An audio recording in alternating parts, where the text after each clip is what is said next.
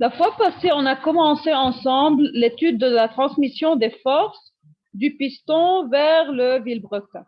Et on a vu qu'on peut isoler chaque partie pour voir son interaction avec les autres. On est arrivé à la manivelle. Okay? On a dit que la bielle est modélisée comme une barre de masse négligeable avec deux masses. Ces deux masses, on trouve leur valeur de façon à avoir des propriétés équivalentes pour la bielle et ce système et ce modèle. On a vu qu'on assure la même position du centre de gravité, la même masse totale, etc. pour pouvoir modéliser la bielle par ce mécanisme-là.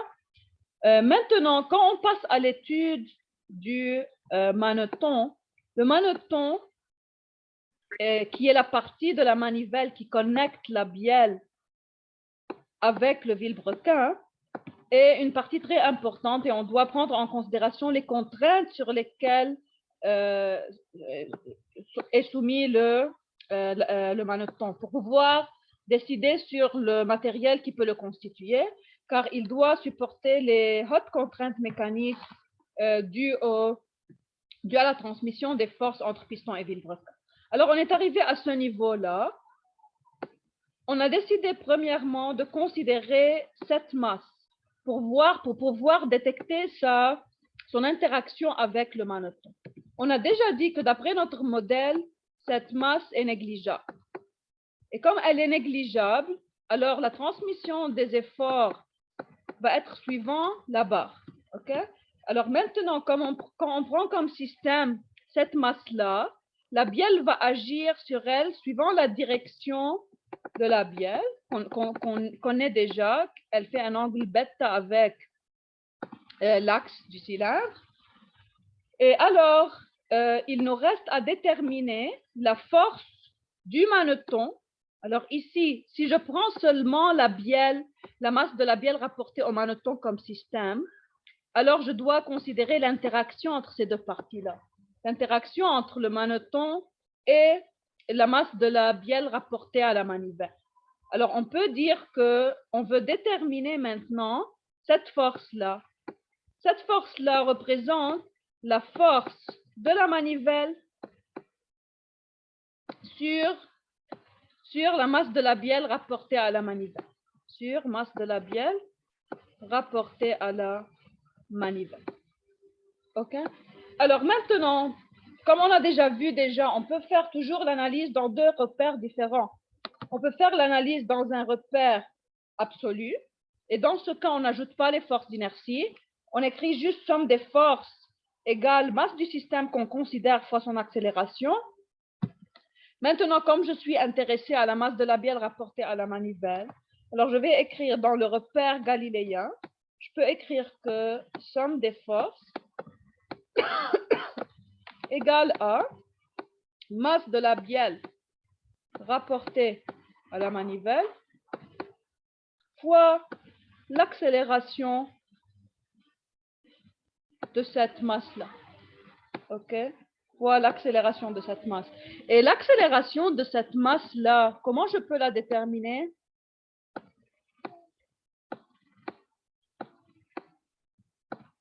Comment je peux déterminer cette accélération? C'est une accélération normale. Oui, cette masse est rapportée au maneton, n'est-ce pas? Alors, si je veux l'illustrer ici, elle est à une distance R du centre du vilebrequin. Alors, si je regarde mon vilebrequin, la masse de la bielle rapportée à la manivelle est à une certaine distance R, qui est le rayon du vilebrequin, si vous voulez, à une distance R du centre de rotation. Alors, on sait qu'une partie en rotation, son accélération va être décomposée en deux composantes. Une composante normale, qui est toujours dirigée vers le centre de rotation. Et on sait que l'accélération normale, c'est égal à la vitesse linéaire au carré, divisé par le rayon, ou aussi, c'est égal à la vitesse angulaire au carré, fois le rayon. Maintenant, pour l'accélération tangentielle, comme on a déjà dit, on étudie le système avec oméga constante. On prend oméga constante et alors l'accélération angulaire est nulle. Alors, alpha est égal à 0. Et alors, dans ce cas-là, pas d'accélération tangentielle. Alors, l'accélération de la masse de la bielle rapportée à la manivelle est juste égale à l'accélération normale qui est dirigée vers le centre de rotation. OK? Alors maintenant, si on revient à notre équation, on peut écrire l'équation suivante. On peut dire que S plus la force de la manivelle sur la masse de la bielle rapportée à la manivelle est égal à M bielle rapportée manivelle fois l'accélération normale qu'on a trouvée. L'accélération normale qu'on a trouvée, comme on a déjà dit, c'est égal à, si on nomme ce vecteur-là UN, vecteur normal, ok? Alors c'est moins oméga carré. Alors, لأنه نحن أخذنا UN comme ça, alors c'est plus M oméga carré R UN. Ok? Et maintenant, si vous faites l'analyse dans un repère non galiléen, qui est le repère fixé à la manivelle, qui tourne avec la manivelle, quelle est la seule différence dans ce cas? Si on se met dans le repère de la manivelle, quelle va être somme des forces agissant sur cette masse-là, dans ce repère?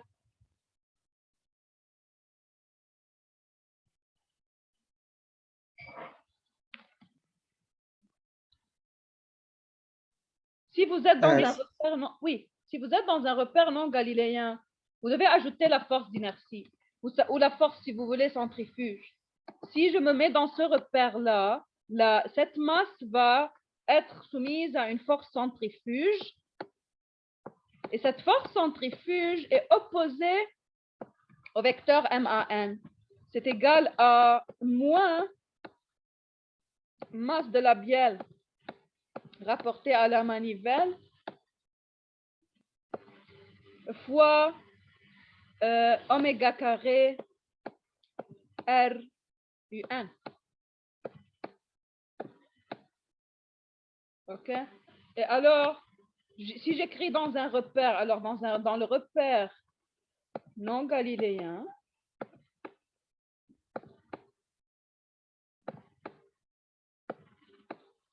je vais obtenir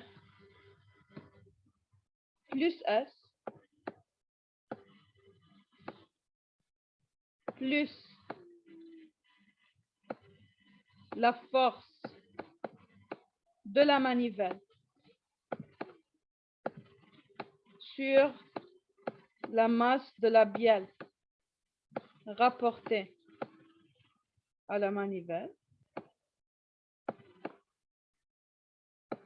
égale à plus la force centrifuge plus force centrifuge de la masse de la bielle rapportée à la manivelle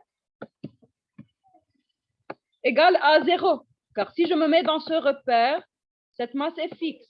Alors, je reviens à la même expression, car si vous prenez ce terme-là de l'autre côté, dans l'équation de somme des forces égale MA, vous allez obtenir exactement le même résultat. Maintenant, qu'est-ce qui m'intéresse dans cette analyse? Je veux trouver l'interaction entre la manivelle et la masse de la bielle rapportée à la manivelle. Alors, je veux trouver ce terme-là. Ce terme-là est égal à moins S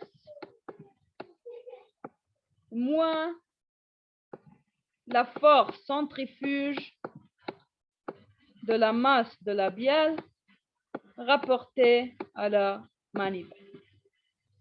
OK? Alors maintenant, j'ai trouvé l'expression de la force d'interaction entre ces deux parties de mon moteur.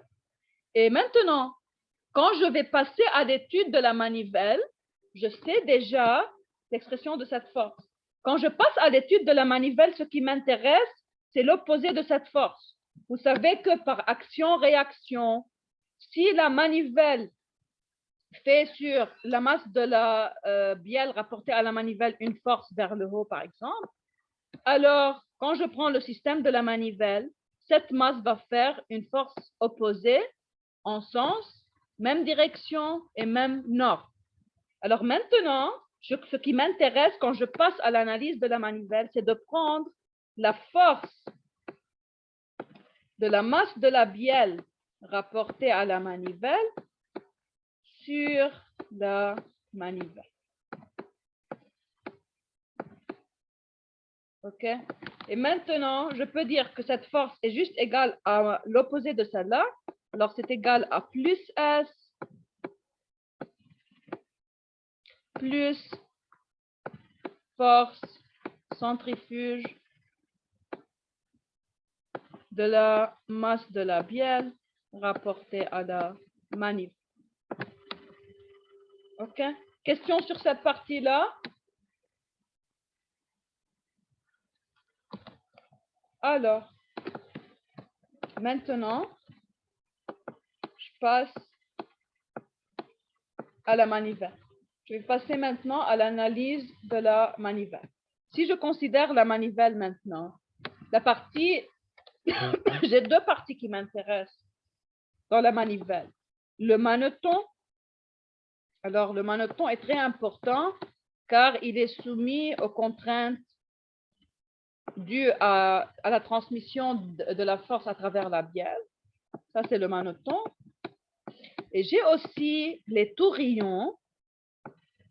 Les tourillons, comme on a déjà dit, sont les parties qui vont fixer si vous voulez, l'axe de la manivelle au vilebrequin.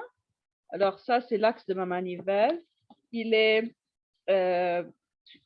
repose sur les tourillons. Et quand la manivelle va tourner, les tourillons vont être soumis à des contraintes mécaniques. C'est pour cela que c'est important de connaître les forces transmises entre la manivelle et les tourillons pour pouvoir aussi faire le design correspondant et choisir le matériel qu'on doit utiliser et les dimensions, etc.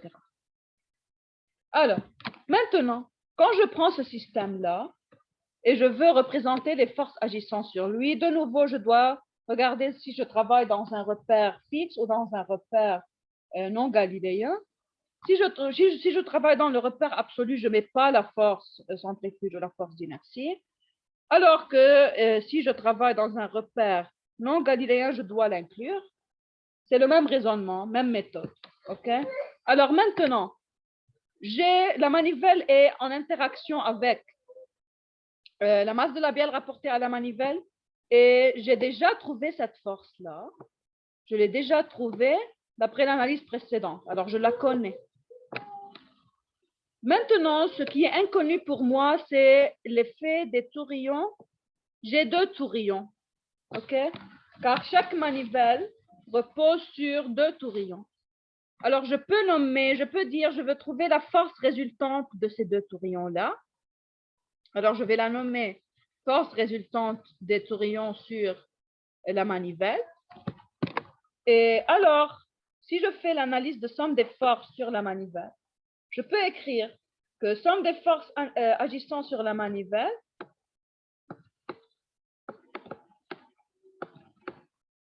c'est égal à la force centrifuge, c'est égal à la force de la masse de la bielle sur la manivelle plus la force résultante des tourillons sur la manivelle égale à la masse de la manivelle fois maintenant ici, faites attention. Fois l'accélération de quoi? Qu'est-ce que je dois prendre ici? L'accélération de quoi? De quel point?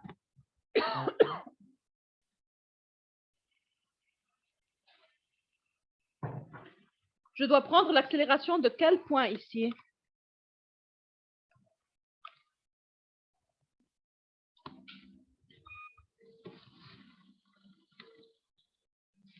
Parce que vous faites l'analyse d'un corps rigide. Ce n'est pas un point matériel. On a traité la masse de la bielle rapportée à la manivelle comme un point matériel. OK? Alors que pour la manivelle, ce n'est pas le cas. Pour la manivelle, j'ai un corps rigide qui a une certaine position du centre de gravité. N'est-ce pas? Alors, le centre de gravité est quelque part là. Et on sait, lorsqu'on prend un corps rigide et on fait l'analyse, la loi de Newton, on fait somme des forces égale M fois AG. AG de la manivelle. OK? Alors, on doit connaître, si vous voulez, quelle est la distance séparant l'axe du vilebrequin du point G. On va nommer cette distance-là ρ.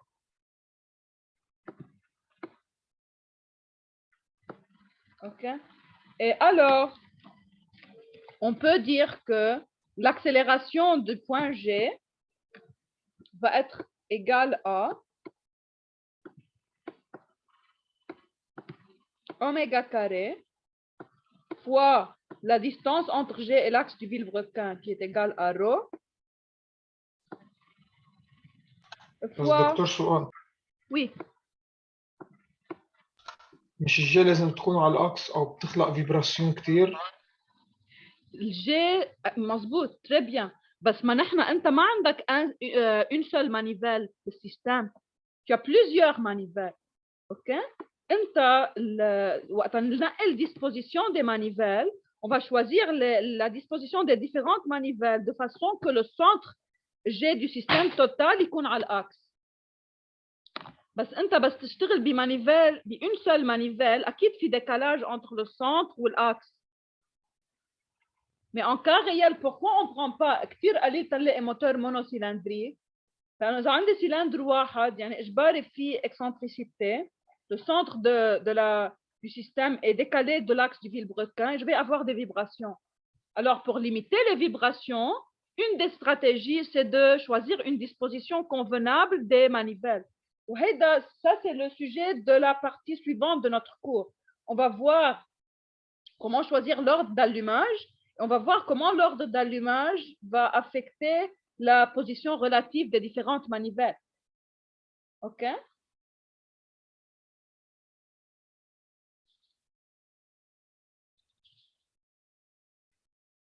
Alors, maintenant, on a dit que l'accélération de ce point-là, AG, est donnée par oméga carré fois ρ fois UN. Et maintenant, on peut trouver que d'après notre équation, somme des forces sur maneton égale à masse de la bielle rapportée à manivelle plus F résultante tout rayon sur maneton égale à oméga carré fois ρ fois UN. OK? Si vous prenez ce terme-là de l'autre côté, vous allez avoir moins oméga carré ρ UN fois masse de la manivelle qui représente quoi? Qui représente la force centrifuge de la manivelle. Et on revient de nouveau, OK, à une expression de cette forme-là. Alors, on arrive à force de la masse de la bielle rapportée à la manivelle sur la manivelle plus force résultante sur des tourillons sur la manivelle moins la force centrifuge de la manivelle plus la force centrifuge de la manivelle, car on sait que moins MA moins MA, c'est égal à plus la force centrifuge de la manivelle, égale à 0. Et maintenant, si je remplace l'expression que j'ai déjà trouvée pour la force de la masse de la bielle rapportée à la manivelle sur la manivelle, qui est égale à S plus force centrifuge de la masse de la bielle rapportée à la manivelle, cette expression-là,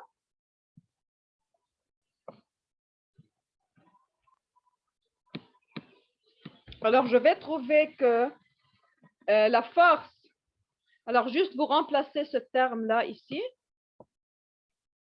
par S plus force centrifuge de la masse de la bielle rapportée à la manivelle, vous obtenez l'expression suivante de la force résultante des tourillons. Alors, la force résultante des tourillons sur la manivelle plus S plus force centrifuge de la masse de la bielle rapportée à la manivelle plus force centrifuge de la manivelle égale à 0. Et si vous voulez, vous pouvez dire que si je considère le système manivelle plus masse de la bielle rapportée à la manivelle, je vais obtenir la force centrifuge totale de ce système. Et maintenant, si je prends ces deux termes vers l'autre côté, je trouve quelle est l'expression de force résultante des tourillons sur la manivelle. OK? Alors maintenant, ça c'est le terme qui m'importe. Et je peux dire maintenant ici que force, ou si vous voulez, je vais prendre ce terme de l'autre côté pour trouver que moins force tourillon sur manivelle, qui est égal à quoi? Par action-réaction, moins la force des tourillons sur manivelle, c'est égal à plus la force de la manivelle sur les tourillons,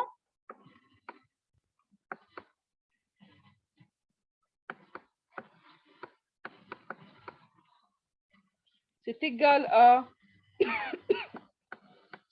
à S plus la force centrifuge du système, si vous voulez, du système masse de la bielle rapportée à la manivelle plus masse de la manivelle plus manivelle. OK? Alors, on a trouvé de cette façon la force agissant sur le tourillon. Et on va voir ensemble que ces forces-là sont variables. À chaque angle phi du vilebrequin va correspondre, si vous voulez, va correspondre une certaine valeur de cette force-là. Et quand on fait l'étude, ce qui nous importe, c'est de trouver la force maximale agissant sur le tourillon pour pouvoir choisir le matériel et le design correspondant pour les tourillons pour pouvoir supporter ces contraintes mécaniques. Question sur cette partie? Okay. Alors, maintenant, si on revient un peu à notre système, on a vu comment l'effort est transmis du piston jusqu'au vilebrequin. Et on a vu chaque partie, quels sont les efforts auxquels elle est soumise. On a vu pour la bielle, on a vu pour le maneton, on a vu pour les tourillons, etc. Maintenant, on va voir, si vous voulez, un peu, en gros, comment la force qui agit sur le piston va être transmise en un couple de rotation et en des contraintes sur les parties fixes du moteur. OK? Alors, quand on a étudié la transmission, on a commencé par dire que la force transmise, si vous voulez, au piston, va être décomposée quand je considère cette force à deux parties. On a vu qu'elle est décomposée en une force agissant sur la partie fixe, qui est la force normale. Alors, si vous vous rappelez, quand on a commencé par l'analyse du piston, on a dit que la force transmise par le piston au système est décomposée en une force normale sur la paroi. Et on a dit que cette force est appliquée sur la partie fixe du moteur et à une force transmise à la bielle. Et bien sûr, c'est cette force-là qui va aboutir au couple de rotation à la fin. Alors qu'on a déjà discuté que N va causer un certain couple de basculement car elle est appliquée sur la partie fixe. Comment trouver ce couple de basculement? On va le déterminer ensemble. Alors, si on suit maintenant la force S, la force S va arriver jusqu'ici. OK? Si je considère, comme on a déjà dit avant, la bielle comme deux masses, une rapportée au piston, une rapportée au maneton ou à la manivelle et une partie de masse négligeable. La partie de masse négligeable va transmettre l'effort suivant sa ligne d'action. Alors ça, c'est la force S. Et maintenant, cette force-là, je vais la décomposer en deux parties. Pourquoi? Car je sais que pour produire une rotation, je dois avoir une composante perpendiculaire au rayon. Alors ça, c'est le rayon de mon vilebrequin. La composante de S qui va causer la rotation, c'est T. Je la nomme T. Et l'autre composante qui est normale, qui passe par le centre du vilebrequin K, ne va pas produire aucun effet de rotation. Elle va au contraire aboutir à des contraintes mécaniques sur l'axe du vilebrequin. Alors la composante qui m'intéresse, c'est T. Car plus T est grande, plus je peux augmenter le couple de rotation. Le couple de rotation, c'est égal à T fois R. Maintenant, on va dériver ensemble c'est quoi le couple de basculement qui agit sur la partie fixe de notre moteur. OK? Maintenant,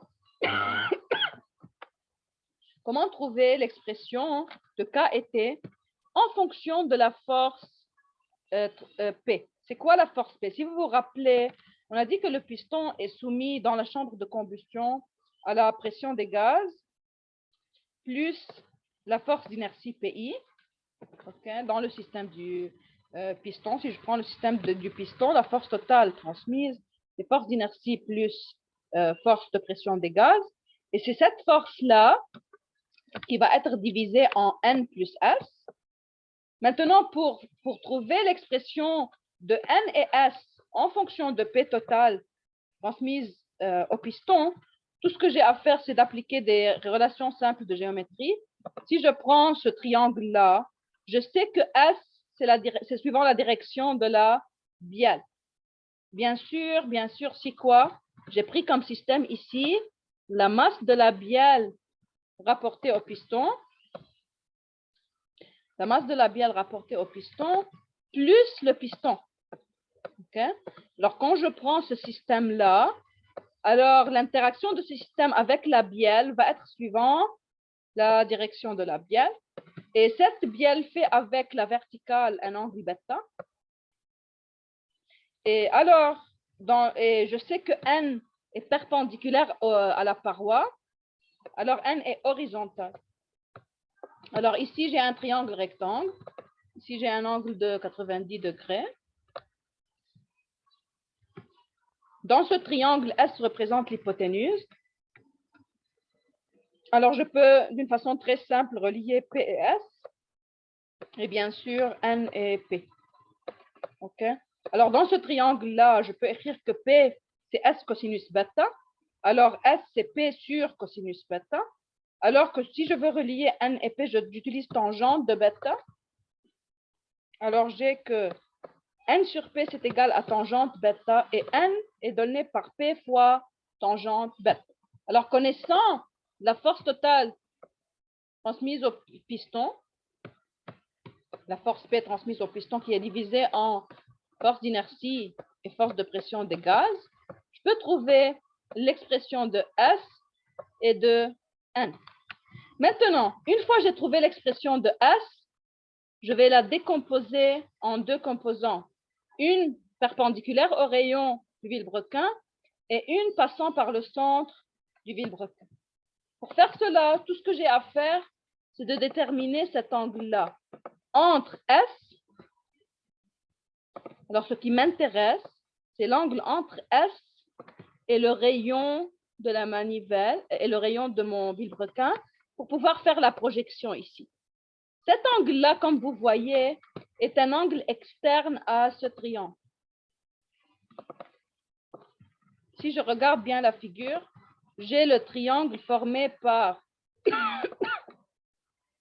l'axe du vilebrequin, le rayon du vilebrequin et la bielle. OK? Dans ce triangle-là, j'ai deux angles particuliers qui définissent la position de mon système. Bêta et phi, on sait déjà comment trouver la relation entre phi et bêta pour n'importe quelle position. Alors, comme je peux voir ici, comme S est suivant la direction de la bielle, alors cet angle-là est un angle externe au triangle et cet angle va être égal à phi plus bêta. Alors, connaissant cet angle-là, je peux faire la projection. Je peux dire que T, c'est égal à S fois sinus phi plus bêta, alors que K, c'est égal à S fois cosinus de phi plus bêta. Alors déjà, si je connais P, qui varie bien sûr avec l'angle de rotation du vilebrequin, je peux trouver les expressions de S, de N, de K et de T. OK? Alors,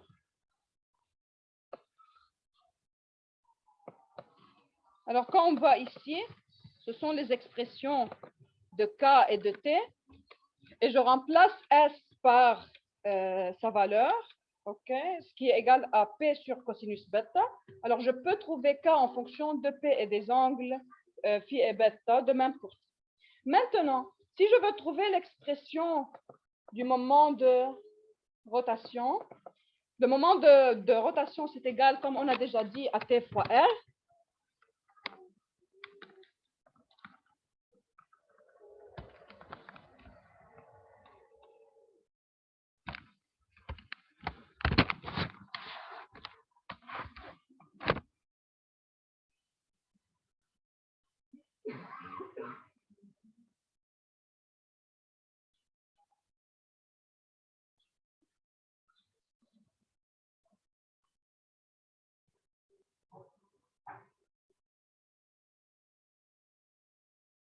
Ça, c'est une